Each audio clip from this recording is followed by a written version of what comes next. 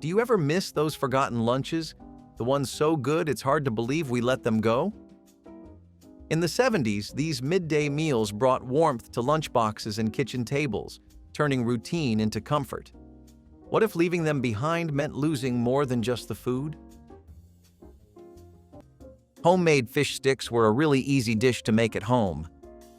They were really popular in blue-collar households and rural farmsteads that either couldn't afford the back and forth to big cities to get hauls of frozen food, or just ones who preferred to make their own stuff. Even if the transport wasn't an issue, frozen food would outright just be more expensive than people could accept sometimes, especially things like Gorton's or Van de Kamp's. Families didn't really just write the idea off entirely though, because the concept of fish sticks being frozen for later use is pretty good. They adapted it into a homemade recipe instead, and this was especially true for all the towns near coastal areas like in the Great Lakes. They had access to all kinds of fresh local fish. But what about the people who had lived their whole lives in landlocked areas with no sight of water? Well, they used canned or frozen fish, and they used it more sparingly than others, but they would still resort to making their own fish sticks at home. Buying entire fillets and cutting them up was a lot more cost-effective than buying the prepackaged thing. Also, if you were a Catholic and meatless Fridays were really a thing back in your home, this was a great alternative.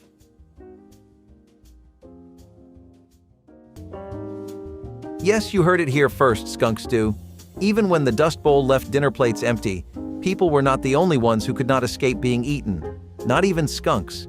Now, before you start gagging, let me explain. Skunks were not the preferred source of protein, but when the resources were scarce, the farmers made do with whatever they could hunt down. Cooking skunk stew was not for the faint-hearted. First, you had to, de-skunk the skunk. It was mandatory to have the scent glands removed unless one wanted the house cleared faster than a tornado. After washing, it was cooked with what vegetables and spices were available. The result? A rather soft and gamey meal that was palatable though, but not one that would make me eagerly look forward to the next meal. Skunks may sound like the butt of some jokes, but these animals were a good source of protein food when all else was scarce. And can you imagine? A skunk was not as smelly as other wild games like raccoon or possum. Talk about a backhanded compliment. While skunk stew appears to be the epitome of the challenge-accepted food that is popular today for the survivors of the Dust Bowl, it was a symbol of survival. They made desperation into dinner. As they say, where there is life, there is a chance to live, and sometimes to live, you have to eat the wild, literally. I know for a fact you've all grown up on some of your grandparents' baked ziti, especially if you have some Italian roots, and if you do, then you share that in common with this dish. Right from the streets of Italy, immigrants first brought this dish over in the middle of the 19th century throughout the early start of the 20th one, so it had a lot of time to become something that people could love and associate with the finer things in life. People had a lot of time by the mid-20th century to try this dish, and plenty of families had passed their own secret baked ziti recipes down. The baked ziti really hit its highest highs during that time period in the 1950s to the 1970s, and it was something you could enjoy at both a potluck and a fancy at-home date. It was a staple of Italian-American cooking, and you could even find it at weddings. I, for one, think that really speaks to how popular the dish was. But what's your experience with this dish? And if you don't have any yet, is it something you'd ever try out?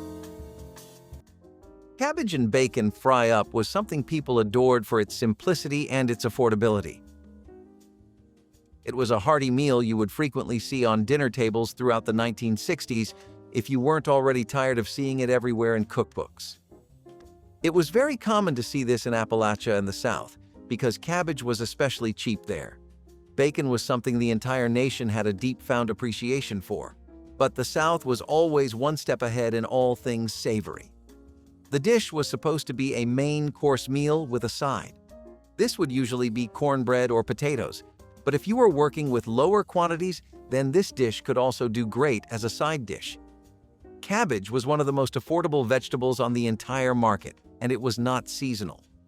Back then, refrigeration had not become a countrywide phenomena that everyone could rely on 24/7 like we do.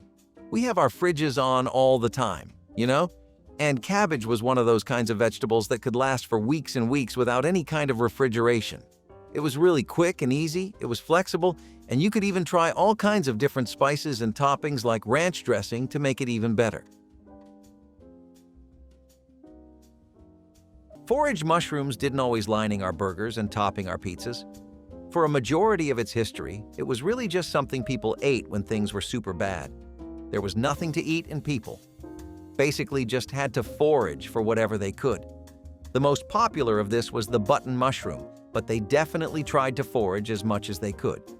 Now, despite this, mushrooms were still considered really low class. People had just begun to associate it with nothing but poverty and hard times. It wasn't until the middle and the later end of the 20th century that mushrooms started to become a classic topping you'd see on not just burgers and pizzas, but steaks, chicken dishes, sandwiches, and all kinds of soups and stews. Basically, it's a mushroom world, and we're just living in it now. A big part of this is how canned mushrooms became so accessible. Another reason is that an interest in European cuisine led to a massive boom in cream of soups and cream of mushroom soups. Share some of your favorite mushrooms with us right now in the comments. Potatoes weren't the only option. They were great, but not the only ones. On days when people would naturally get too tired of eating potatoes, they would always go for things like baked bean sandwiches. This was a filling, no-fuss meal that was especially loved by working-class homes that were doing labor-intensive work. They were very common in the Northeast, the Midwest, and different parts of the South, especially where any kind of construction was going on. It was also really helpful that so many brands had come out with such accessible and easy canned beans.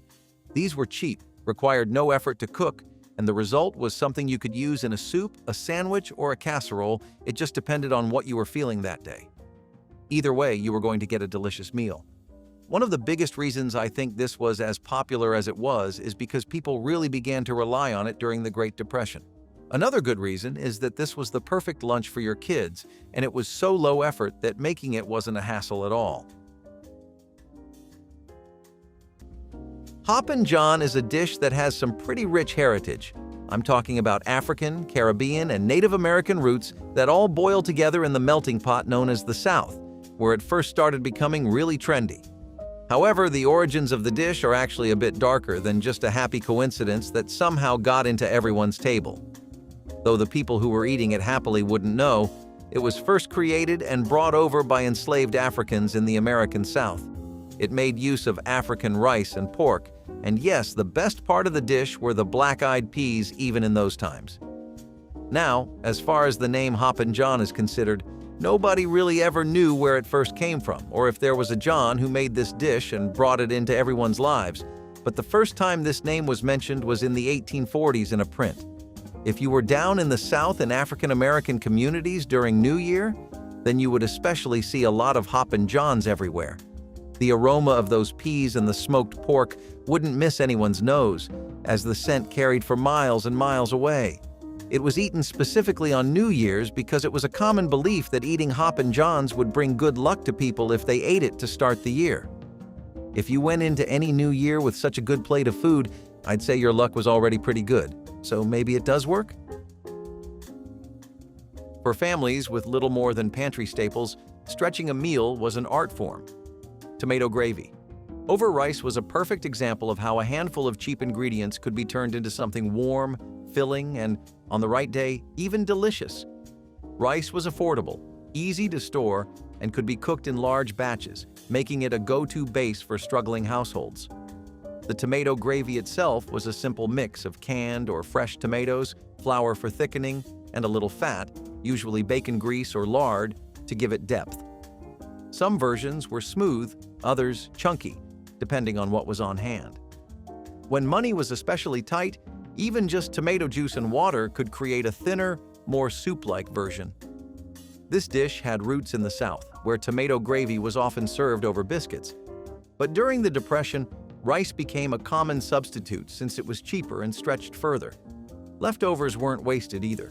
Extra gravy could be poured over cornbread or mixed into the next day's meal. It was proof that a little creativity could turn a sparse pantry into a meal that still felt like home. Loved that. So, squash might not be our top pick on a regular day, But Grandma's squash casserole was so irresistible that we found ourselves going back for seconds, or even thirds. This casserole was a staple in Southern cuisine and was Gram's favorite way of sneaking nutrients into our dinner. Squash is rich in vitamins A and C, potassium and fiber, making it a wholesome choice. Now, this dish was typically famous in the summer when squash was available in abundance, but you could freeze the veggie and enjoy it all year round too. Squash casserole was highly customizable, meaning Gram could tweak it by adding cooked bacon, sausage, or even fresh herbs. The secret ingredient that gave this bad boy its unique taste was a dash of hot sauce, so next time you attempt making this dish for a potluck, don't forget the key ingredient. Thank me later! Creamed peas on toast were a very simple and inexpensive meal that helped many people get through the day in the 1960s, especially throughout rural America. Peas were man's best friend because of how abundant they were. You could also throw them on top of anything for a better crunch and flavor, or you could just make breakfast meals out of them like this. The 1960s were seen as a transitional period for the culinary world in America. Processed convenience foods were slowly starting to dominate, but working-class homes were going to feel the change later than others. They were still relying on home-cooked meals that had been passed down from family to family. That's pretty much how it would work in a lot of rural areas. People would find out a great idea, record it, pass it down to their kids. Sometimes that would be ways to farm or maintain the home, and other times it would be how to have a breakfast that saves you money. A can of peas cost just a few cents, and it did the job better than anything else if you didn't have beans on hand, so why not? I mean, it's a lot better than just toast. Handmade butter used to be a really simple kitchen staple at home, and it started to be reborn as a gourmet product when people really got into the crafts and works aspect of it. See, people like things they made on their own. It gives them a chance to show off on Instagram, it gives them something to talk about with their friends, or it just becomes something cool to speak about on a date. You know, a cute and quirky little fact about yourself that helps break the ice. Besides that, there's also the authenticity and uniqueness of a completely 100% homegrown and homemade product. In a world full of preservatives, food dyes, artificial flavorings, and added vitamins and minerals, something that's actually just made out of the stuff God put on earth and nothing else is a relief. The revival of artisanal butter throughout the 2000s to today was really helpful in giving it a new image. High-end restaurants started serving cultured butters, and they even started putting hand-churned ones up for sale. There was a premium price you had to pay, but man, the suburban moms fell for it so bad. If there's one sandwich you can never go wrong with, it's the old-fashioned grilled cheese sandwich. This one is the epitome of comfort food, and Grandma's version was a childhood favorite. Even the pickiest eaters used to beg for this one. So this one became popular during the Great Depression era, when we had to make do with three of the most common ingredients in our pantries: bread, cheese, and butter. Now, some of us used to get creative with our grilled cheese by adding extras like sliced tomatoes, ham, bacon, or even pickles. But this one was best enjoyed simple and plain. Oh, and let's not forget, it tastes even better when paired with a warm bowl of tomato soup. Before burgers and fries, grilled cheese and tomato soup used to be the ultimate food combo of our dreams. The best part? Most cheese sandwiches are vegetarian and can easily be made vegan by adjusting the type of cheese and oil. Peanut butter and pickle sandwiches present a surprising mix of flavors that demonstrates the adventurous side of American sandwich making.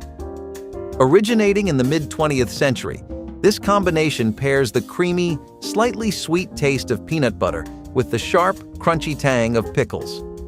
Often referred to as the Southern Comfort Sandwich in the southern United States, it features a liberal spread of peanut butter on bread with layers of thinly sliced pickles. This sandwich can be enjoyed open-faced or as a standard sandwich, and it pairs wonderfully with a cold glass of milk. The resulting meal is a bold blend of sweet, salty, and tangy flavors, offering a taste experience that's both unexpected and satisfying. In Texas as well as New York, rice with raisins started becoming a really popular dish among the middle class and a breakfast that many children grew up on. especially in Indian American communities which were sparse at the time, but they were still there every other block or two. It was already customary to eat rice with milk and raisins there, so they brought it to America, and others took note. They were not the only ones to introduce it though, since Chinese Americans also had their own take on the recipe that led to a more custard-like variant. When people could not afford to even eat rice pudding, they would make their rice and eat it with different kinds of nuts and raisins. The idea spread like wildfire in states like Alabama and Arkansas and the Midwest overall. In Michigan, it was a pretty common choice to use brown sugar and cinnamon whenever available. Croak Madames involve layers of melted cheese smothered between freshly baked, crisp white bread. And to top it all off, there's an intense, smoky flavor from the ham. The best part about it is that it takes minutes to make, and it was one of the more fancy dishes that people would create when they were feeling like having a bit of an extravagant dinner. Everyone deserves to treat themselves sometimes, but for home chefs, especially grandparents, the biggest treat is often just seeing everyone eat up every last bite of what they've made. That was never a problem if Croak Madames were the dish being served, because nobody could resist this classic American sandwich that did more than its fair share of justice to ham. Poached or lightly fried eggs as a topping also made it work a lot better. And by the way, they are called Croak Madames because the poached eggs seem to resemble women's luxury hats in the 90s. Navy bean loaves are pretty much exactly what you think they are. Want the comfort of a baked loaf along with all the benefits and muscle building of 3 different kinds of beans? You've found the right recipe.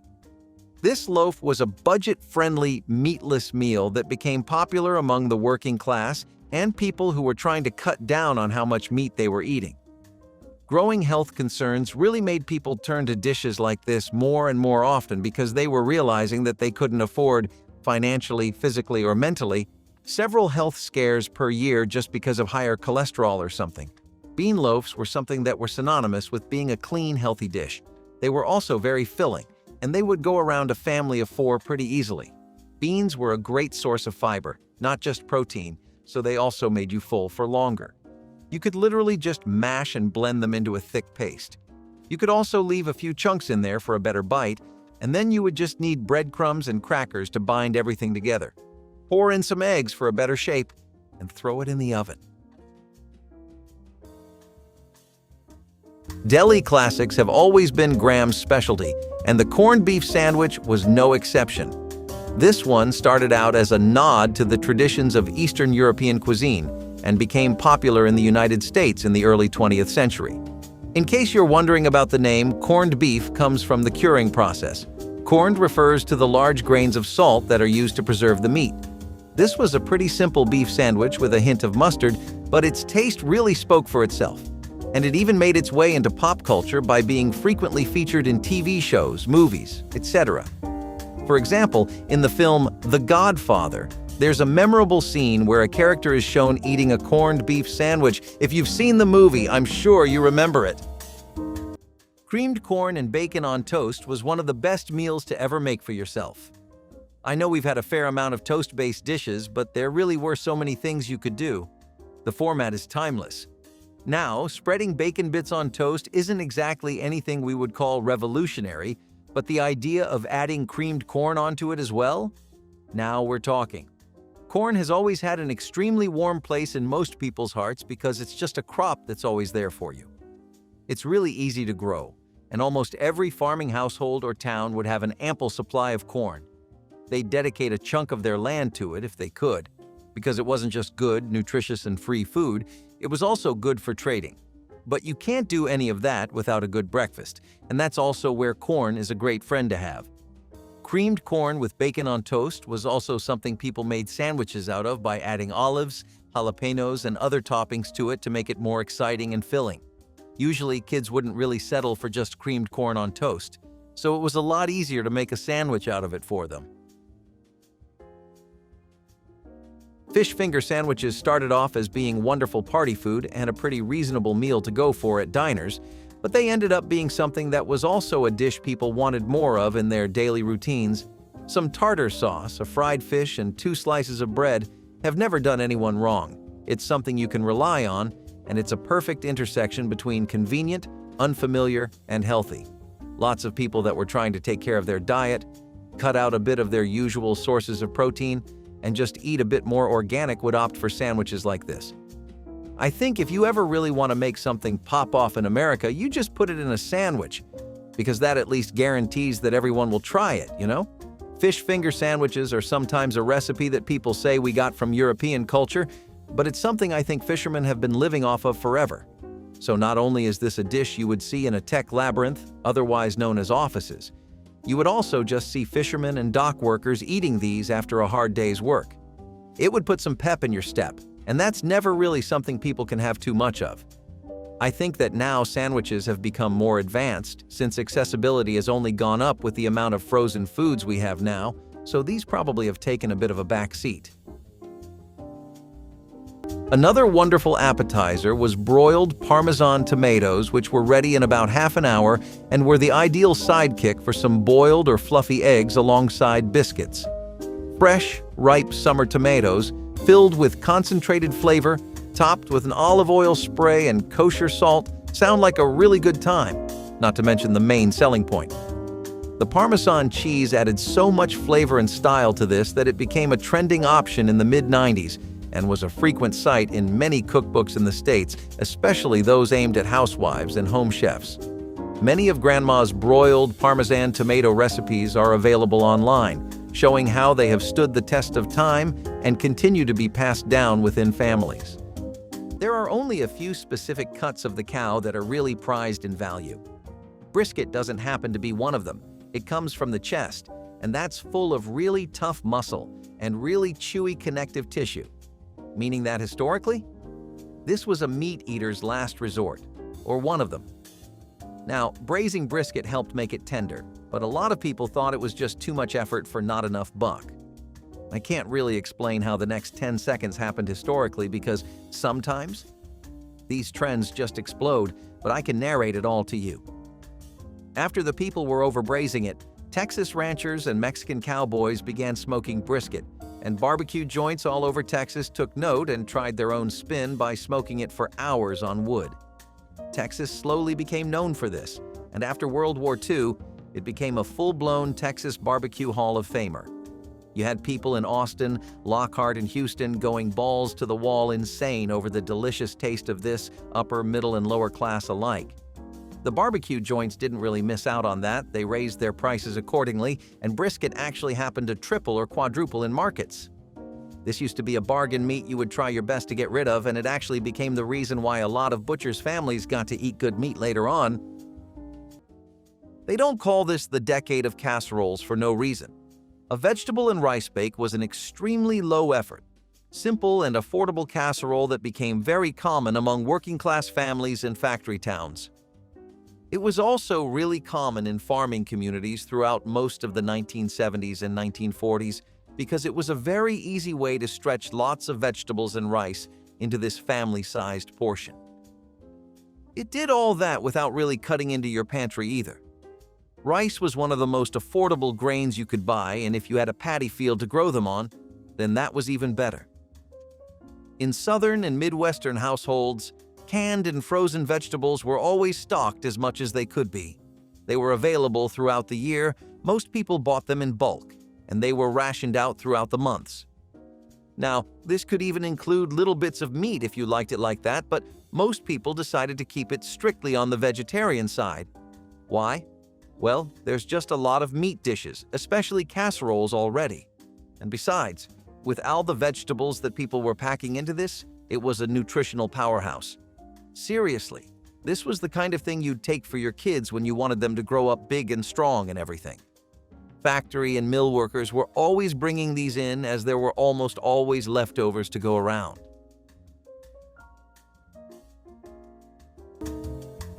If you believe that eating insects is a modern sustainable practice, you are wrong. In the Dust Bowl, crispy fried grasshoppers were not a joke. They were a staple food. During the poor harvests, and when meat was hard to come by, farmers looked to the hordes of grasshoppers feeding on the crops. Talk about revenge dining. Hunting grasshoppers was a family event, and when you had gathered enough grasshoppers in a bucket, Then the cooking process started. They were washed, marinated, and then fried to a crisp golden brown. The result? A crunchy snack that contained protein and was not too shabby if one didn't consider what they were consuming. Grasshoppers are in fact a form of superfood as they contain high protein, iron, and good fats. The Dust Bowl families were not consciously trying to innovate, but they were able to feed themselves in a way that many others could not. Also, if you fry anything, it automatically becomes at least 50% tastier, doesn't it? Nowadays, insects are being considered as a source of food, but in the past, crispy grasshoppers were a means of feeding oneself. Around the later half of the 20th century, there was this big public paranoia that had spread concerning health and the after effects of the way Americans had been eating. Thanks to all that rage, we got dishes like vegetable aspic cups. See, lots of Americans were coming home to an angry mom, a worried wife, or a dad who just kept saying he wouldn't pay for the doctor's fees when your eating habits would eventually circle back around to bite you. It kind of did set fear into people's hearts, especially since the arguments were so convincing. Who could deny that they were eating Kentucky Fried Chicken and McDonald's like addicts back then, or even now? That's why there was this newfound room for fusion food or experimental recipes like vegetable aspic cups.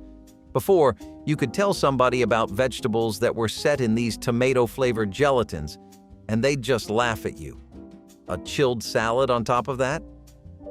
But thanks to how easy convenience food culture had made things, with how you could just buy gelatin and frozen veggies whenever you needed, this was actually a really solid and healthy work lunch option. Turkey and cranberry sandwiches are a bit of a hit or miss depending on the kind of stuff you prefer, but throughout Thanksgiving, you'd basically see people bringing nothing else but this. Why? Well, I know that you all know cranberries and cranberry jams, sauces, and desserts get really popular around Thanksgiving, but have you ever wondered why? Spoiler alert, it's not just tradition. See, across the Appalachians to California, throughout Wisconsin and Northern America, cranberries have been one of the few things that were always indigenous to our country. That's why we abuse them to the moon and back, you know? Then you throw in canned cranberries and convenience stores popping up in every neighborhood, and well, you start to see how people end up with so many leftovers. Turkey and cranberry sandwiches would be made so often to dispose of leftover cranberries that it wouldn't be uncommon to see pretty much everyone at work pulling up with one of these, though that did mean they got old really fast. Probably why nobody brings them anymore, to be honest. While we're on the topic of bizarre, meaty meals, Hogs head cheese is another crazy one on the list. Now, don't let the name confuse you because the meal doesn't contain any cheese or in fact any dairy products at all. It is made with flesh from the head of a pig, typically set in aspic and usually eaten cold, at room temperature, or in a sandwich. The parts of the head used do not commonly include the brain, eyes, or ears, but everything else? It's all in there somewhere. This unique meat jelly originated somewhere in ancient Germany and instantly made its way to other parts of Europe. Many recipes use a bit of lemon juice to add a bit more flavor to the jelly. Bean soup is different from the other soups on our list because, in contrast, bean soup was pretty simple to make. Dried red kidney beans in a thick soup made for a favorite of states like Idaho, where the dish originated from. You could find different ideas on the soup from house to house, as some had their vegetables as toppings and others had meats. Fred Dubois, who was Idaho's senator at one point, passed a bill that mandated the Senate restaurant to have bean soup on the menu every day. Definitely one way to start a movement if you ask us, but the trend definitely stuck around after it gained steam. It was an amazing way for low-income neighborhoods to eat healthy, but nowadays you would not find it in households as beans are not really the go-to item for soups. Macaroni and tomato soup bakes were an easy-to-handle casserole that was extremely hot in the working-class communities throughout the middle half of the 20th century. This was a dish that took elbow macaroni with canned tomato soup, and it was almost always Campbell's. A few more pantry staple ingredients would ensure an inexpensive and wonderful meal that maybe the kids would take a few rounds getting used to. For the adults, though, it was the best way to have comfort food on a budget besides potatoes. All you needed was cheese, milk, and eggs if they were available, but even without these, the dish could still be made. It just would not be as thick, rich, or as flavorful. The best part about this was that all you had to actually do was just boil the pasta and you would be set for the entire day. This could include bits of ground beef, bacon, or ham, whatever kind of protein is your choice really. But it could also be made creamy and with just aromatics and herbs. There was a lot of versatility with this bake, and that's because it was so simple. It made for a very flexible dish that could fit a lot of people's preferences easily, with almost none of the fuss you normally associate with homemade pasta dishes. This is so easy, even your teenagers could pick it up, really. Now, speaking of retro, tuna jelly salad was a really vintage recipe that started coming into the spotlight around the 60s. This was the time when Jell-O and gelatin mold-based dishes were getting really popular. The idea was to use the gelatin mold to encase the tuna with a typical salad dressing, and it really worked back then. I'm not exactly sure how people would react to it now, since I think the idea of a tuna and gelatin crossover is a bit too bold for a lot of people's palates. I could always be wrong though, so you tell me, dear viewer. Would you take a tuna jelly salad to work?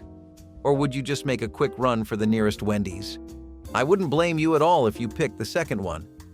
The idea behind salads like these was to throw a spin on an otherwise really boring format of cooking. Salads were okay, but they were never something Americans preferred with their whole hearts. Nowadays, that opinion really started to become public sentiment. Plus, as I was previously talking about, most people would opt for Starbucks now. And I'll tell you this right now, tuna, Jell-O, and caffeine do not go together.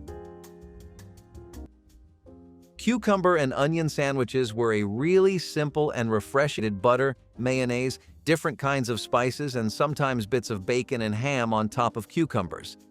See, now I don't know if you guys will agree with me, but cucumbers really have a good place in the world of sandwiches and burgers. They're one of the most light toppings you can add, they're abundant, they're good for you, that crunchy bite is immaculate, and they work well with most kinds of sauces. It's a really straightforward dish that can work with almost anything you happen to have on hand. And on a hot summer day, this was the perfect meal to eat for your work lunch. It was served as an interlude between the usual fried, oily, and greasy food most Americans were used to anyway. Onions were something that everyone always had, and this could work with fresh or stale bread. They were beloved mostly for their detoxifying effects and how refreshing a cucumber can be. Textile workers and coal miners in particular loved these because it would take the edge off. Nothing left but the basics. Survival meals had to be simple. Grits and water was about as bare bones as it got. No butter, no milk, just ground corn simmered in water until it thickened into something edible. Grits had long been a staple in the South, where corn was abundant and cheap. Normally, they were cooked with milk or broth for flavor, but when times were hard, even those additions were a luxury. Water had to do. A pinch of salt, if available, might cut the blandness. Some families thinned them out to make the pot last longer, while others let them cook down into a thicker porridge for a more filling meal. There was ingenuity behind this dish. Grits were not only affordable, but they expanded when cooked, making a little go a long way. Leftovers weren't wasted either. Cooled and hardened grits could be sliced and fried the next day, turning yesterday's meal into something with a bit of crunch. For many, grits and water was a meal born out of necessity, but it carried meaning beyond hunger. It was a reminder of resilience, of stretching every ingredient, of doing what had to be done. So most oatmeal meatloaf recipes use the oats as a side piece to, like, 2 pounds of lean ground beef, but that was obviously not what people were working with back then.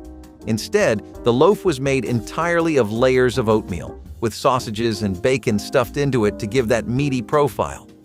Some dried onions and garlic meant that there was good enough reason to get the fine plates out, and there was always enough to go around too.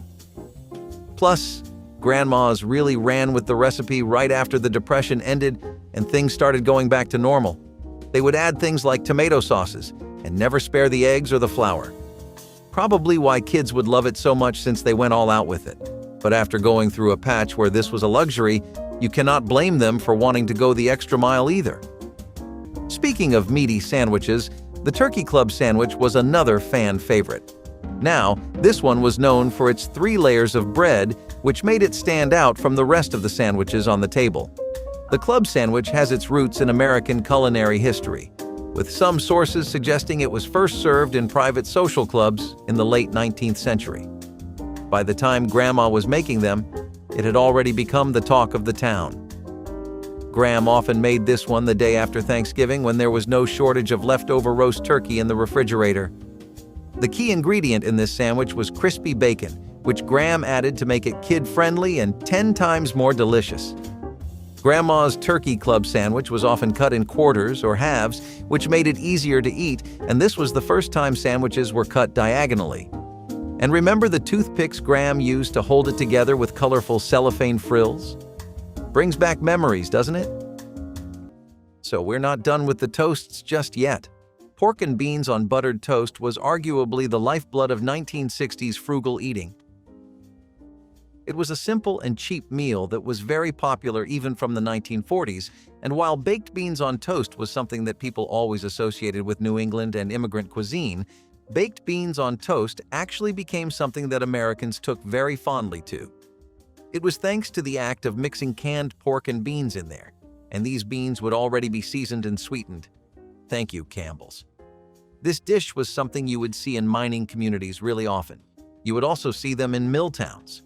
You didn't need any sort of prep work for this dish whatsoever. All you had to do was just pop open the can and heat it up. You could make a sandwich out of it too, or you could have it as a side to some stew and dip it in. People ate very different and interesting things back then. Not just to keep everything according to budget, but also so that things would just taste better, be healthier, you know? People really used to treat their food like fuel back in the day.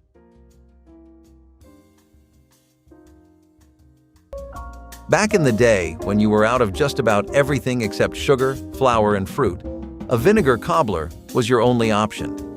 No surprise that it was also known as one of the famous desperation pies. Desperation pies are pies in American cuisine made using staple ingredients like butter, sugar, eggs, flour, and any other ingredients that cooks had on hand to complement them or substitute for ingredients that were out of season or too expensive. These pies were more common before refrigeration and canned pie fillings, and during times of hardship like the Great Depression and rationing of World War II. When fresh fruits were hard to come by, people turned to vinegar to mimic the tartness of fruits like apples and lemons. This cobbler used a mixture of vinegar, sugar, and spices to create a filling that, when baked, tasted surprisingly similar to a fruit cobbler. Instead of chunks of fresh apples, those on a budget would use apple cider vinegar to fake the acidic taste. The crust was made from basic pantry staples like flour, sugar, and butter or lard. The dish reportedly tasted like a custard made from salt and vinegar chips, a rare dessert that leaves the roof of your mouth tingling. When life hands you a cow but almost nothing else, you cook the cow's brains. Fried cow brains, or calf's brains, if you want to sound a bit more gourmet, was a Dust Bowl specialty not because people wanted to eat it, but because they had to. They were not fastidious in the past. When you had to fight for your life, you ate everything that was on the animal. Now I know that fried cow brains may sound like something that shouldn't even be considered food, let alone something that might be considered delicious. For this dish, brains were washed in water or milk, dredged in flour, and fried until brown and crispy. Consider them as the first-generation chicken nuggets, if chicken nuggets had a soft core and came with a helping of angst. The flavor? It was mild, almost buttery, and that was the reason why nobody fled from the dish when somebody served it. Cow brains fried were dense in nutrients, especially protein, and thus a good meal during famine. While nowadays people might shudder at the thought of consuming brains, in the past, it was simply Tuesday's supper. And hey, if you put some gravy on top, it might just seem like you're eating gourmet food. So you know how America and pulled pork go together like jam on toast, right? After all, it's something you can feed a whole crowd and have them feeling full and satisfied. It's a showstopper, but you can make a lot of easy things with it. Most dishes you can make and serve will have people asking you what your recipe is, but that's just how easy pulled pork is to work with. So when I say this next sentence, hear it with an open mind. How do you feel about cherry cola pulled pork? Yeah, slow-cooked, barbecue-y, savory pulled pork left to simmer in a pool of cherry cola, barbecue sauce, and other seasonings. The first time I heard of this dish, I struggled in one bite. Like, barbecue took off in a major way. Especially in the South, where everything involved in this dish is something people were already having on a daily basis. Salmon patties were also known as salmon croquettes, and they had a few different reasons for being as beloved as they were. It's a fact of life, but salmon is one of the most popular kinds of fish to ever grace the waters and tables of the United States. Incredibly affordable, having a very long shelf and not having salmon in the shape of a patty instead of some saucy dish that really capitalizes on that. I like the intrigue of a good fish sandwich myself, but there's just more fun to be had. Luckily, and burgers. It was actually a pretty decent idea for how low effort it was. Boiled animal became unaffordable and gelatin packets were a luxury. Hooves came in handy, literally and metaphorically. Animal hooves, preferably cow or pig, were used in hooves and made it into a natural binder for soups, stews, and even sweets. Yes, you heard it correctly, desserts. Gelatin from hooves was the secret. Hooves cooked were a rich source of protein and minerals and were a great food source during the lean periods, and even though they were not the most attractive, they ensured that bellies were filled and bodies were built. Today, such concepts as boiling hooves may cause some people to have goosebumps. However, in those days, it was business as usual. Dust Bowl meals were about subsistence, and at times. Now, I'm not gonna lie, egg and olive sandwiches aren't making anyone's top 3 anytime soon, but they were pretty damn good for the value. I mean, a proper sandwich that's healthy, easy to carry, takes no work at all, and is cheap. That's just a good deal, and the kind of deal that you start compromising on your standards for just a tiny bit. I'm not exactly sure why this ever fell out of favor with people. I think maybe we just moved on from olives, or the specific combination of eggs and olives. Either way, this was one of the most common things to bring. Interestingly enough, though, depending on your neighborhood, office, and job, that would be completely untrue. Egg and olive sandwiches were more so something you would see in working to middle-class offices, and they put this in rotation around like 2 or 3 times in a day. Waiting for, the chance to get an actual meal. It's definitely something no one could imagine actually had die-hard fans, though. Whether it was the fact that this was a convenient sandwich you could throw together in seconds, or how people loved it. I mean, being honest with you, but hey, who can argue with health? And as far as that was concerned, this was a jackpot.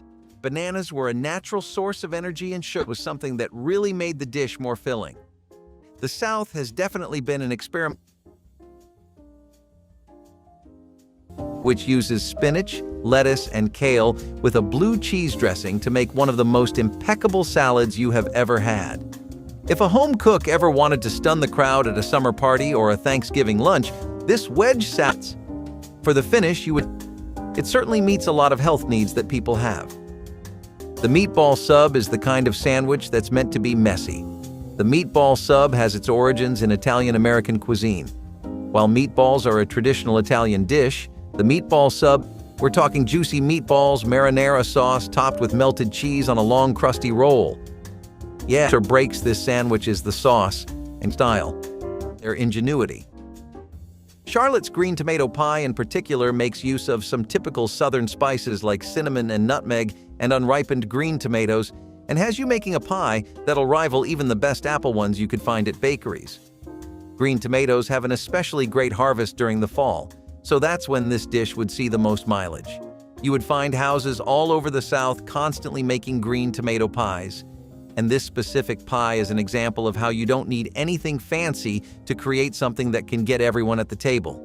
You know what's even funnier?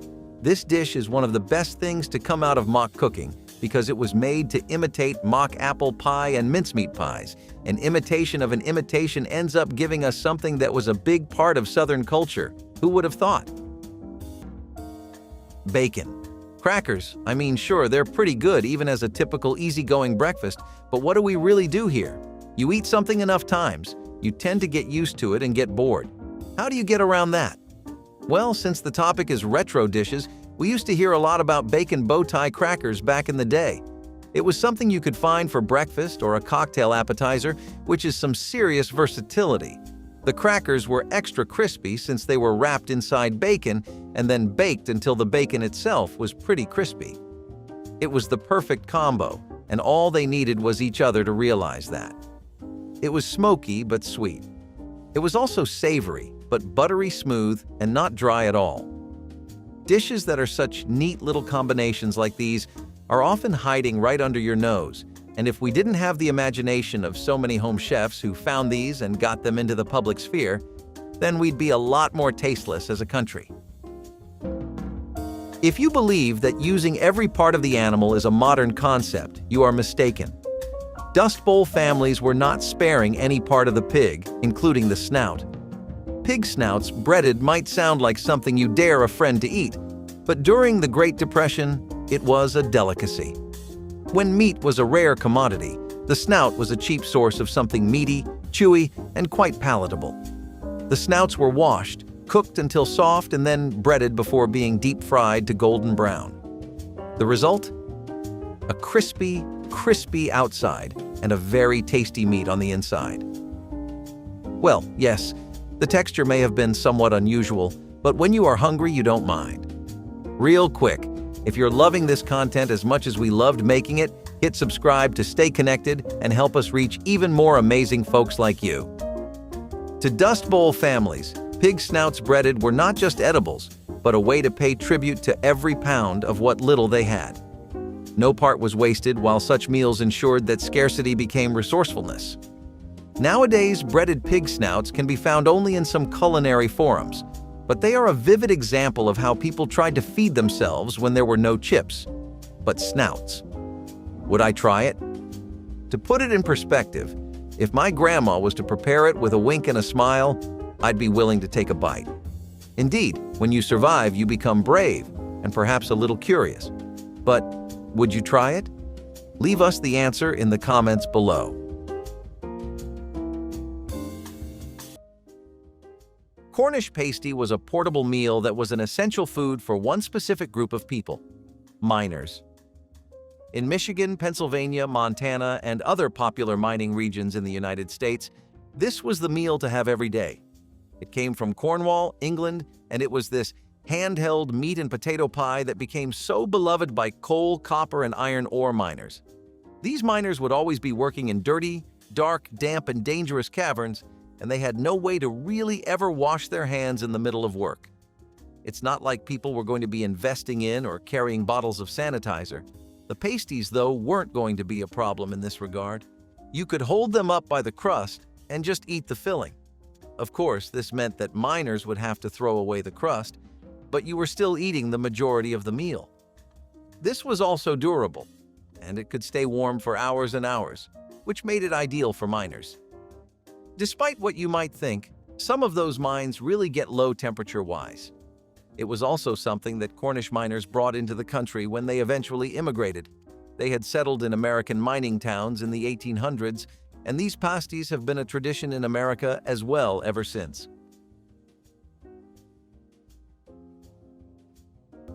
Speedies are also something you would find at gatherings for family or just friends, mostly because no party is complete without a good platter of meat skewers going around a few drinks. So, mostly people would enjoy these most when the meat was lamb, but some areas like California would use chicken or beef too. It was really the grilling where the magic happened. These plates of Speedies set the mood in a party alight. It was a taste that, when they experienced it, people at a party knew that they were in for a really good time. The kind of dish that gets a crowd excited and hungry. There were even Speedifests in Binghamton and all around New York in general. It was a part of the local culture that no big celebration was really complete without. The reason it got popular wasn't just because of a regional preference in New York, though. The dish was bold, tangy, and citrusy, and it could double as an amazing sandwich too.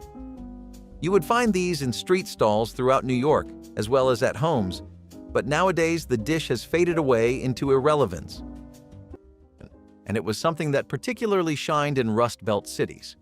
It was incredibly popular. Using grounded pork or even veal hoe, chefs would shape the meat into the form. It was made out of round meat and relied on being shaped, Even less desirable cuts could work for it.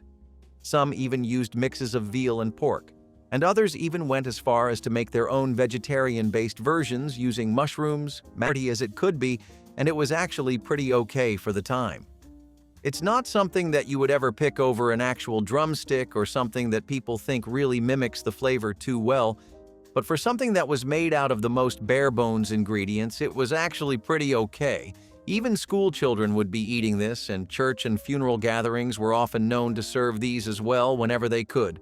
One of the best things people did is that they also they would fry those in lard, and it would actually be pretty okay DIY fast food.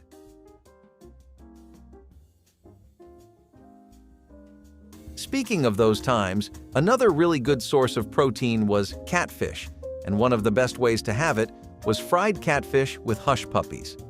This is again something that'll take us right to the heart of Southern cooking if we eat it. Along those rural dish was really light money-wise. Some basic Cajun spicy. While it was a time in the 30s to 40s where soul food started to get into more and more menus across several places in the South, which wasn't always the case. Thank God it did though, because steamed catfish of the mornings would all functions. It stained the White House's culinary track record, sure, but earned massive points with the struggling American people. For being made of such a simple ingredient and some syrups of your choice, it was definitely one of the tastiest and cheapest meals to come home to. Egg drop soup for some royal courts was a show of a chef's skill. In 1930, America, the soup became a beloved soup of the masses who were struggling to make an honest paycheck. Bread from last night and eggs beaten so thoroughly that the preparation itself doubled as a forearm workout resulted in an incredibly rich soup. Sometimes, if a home cook felt particularly fancy, they would have chicken either boiled or shredded in the mix. Using the chicken stock was also a common way to not let anything go to waste, since getting the most bang for your buck out of poultry became a habit of everyone. Most would just have this with eggs and throw in some ginger, chives and olives, or anchovies. We would definitely like to see this make a comeback with a less cost-oriented version that really explores the dish. Potato pancakes are one that we are very sad to have seen fade away from the arsenal of home chefs. Pancakes made with matzo or applesauce topped with garlic or fried onions made for such a mouth-watering meal. Low-income households back in those times were struggling to buy produce. Farmers' markets were uniformly unaffordable for middle-income households due to creeping inflation. People needed a vegetable that was cost-appropriate and easy to make in batches. Enter the potato pancake, which revolutionized the breakfast scene in a struggling time. As times improved, people slowly started going to more fancier and creative breakfasts, unfortunately leaving simpler dishes behind. Potato pancakes took a backseat in the face of changing food and economic trends, but anyone from the era will rave to you about the godsend these were. Egg salad and olive sandwiches were also one of the best combinations people had when times were tough. Around the end of the month, when your pay would be finishing up and you were stretching the last of your groceries, it was very common for people to make this for breakfast. It was really easy to elevate a simple sandwich into something more delicious thanks to this combination, and it got very popular in church fundraiser cookbooks. You would also see this on school cafeteria menus, and it was a really popular choice for picnics and potlucks too. For a humble sandwich that's just egg salad and olives, it definitely got around. This sandwich worked amazingly well as a packable lunch you could take with you, or as a quick little family meal. Eggs were still not too expensive for most people, so working-class families relied on them as much as they could. 1 or 2 eggs was enough for the dish if you were being modest, and if you had some sauces to throw on top, then that would be even better.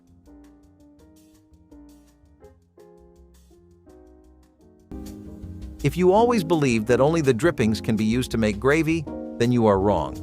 Blood gravy was a Dust Bowl staple that created a meal from the most unappetizing of ingredients, animal blood. Sound intense? It was. But back then, farmers couldn't afford to waste a single drop, literally. Blood gravy was produced by drawing fresh blood from animals, particularly pigs or cows, and then mixing it with flour, milk, and spices to make it into a thick paste that was served as a relish. Served over biscuits or potatoes, it was rather tasty and rich in nutrients, which came as a complete shock. During a period when people suffered from a lack of iron, blood gravy was, in fact, a sort of multivitamin. This dish was both a product of ingenuity and the expenditure of a considerable amount of effort. Getting the blood was not easy, but the meal was filling. For today's food lovers, it may be hard to swallow, but blood-based recipes are not something new to the culinary world, since there is blood pudding from Sweden and dinuguan from the Philippines. Would you try it? Seriously, I can take it if it's presented on a fluffy biscuit, and if it's well seasoned, I might be willing to try it. Dust Bowl cooks were masters of turning nothing into something, and blood gravy is a perfect example of that adage. If you are considering giving up Starbucks as a hardship, just try making your coffee out of these plants. Dandelion coffee came into existence during the Dust Bowl when people could not afford coffee beans and other products. That's right. Those yellow flowers that appear on your lawn in spring and are so annoying once provided the means to satisfy caffeine cravings at the survival level. For it, people would uproot dandelions, bake the roots until they were black and toasty, and then pulverize them into a brew. There was no sugar or cream, just the natural taste of roasted roots. It was not as strong as real coffee, but it provided people with something warm to drink in the mornings when they were unsure about the future. Moreover, dandelions were free and easily available. No need to go to Starbucks. To the chagrin of dandelion coffee, it is now considered a health drink. Rich in antioxidants, it is believed to have liver benefits and can be found at health food stores for a hefty price. It was not about the latest fad diet or the newest way to live a healthier lifestyle. It was about not going insane without your cup of coffee in the morning. I can't help but wonder how the farmers of Dust Bowl must have been feeling sipping on this dandelion brew and hoping for a better tomorrow and a decent cup of coffee. Now it is a retro chic beverage, while back then, dandelion coffee was a means of getting back to the normal, even if the normal tasted like the grass one mows. If these 70s lunches brought back a taste of home, comment your favorite, like the video, and subscribe so we don't forget what made lunchtime special.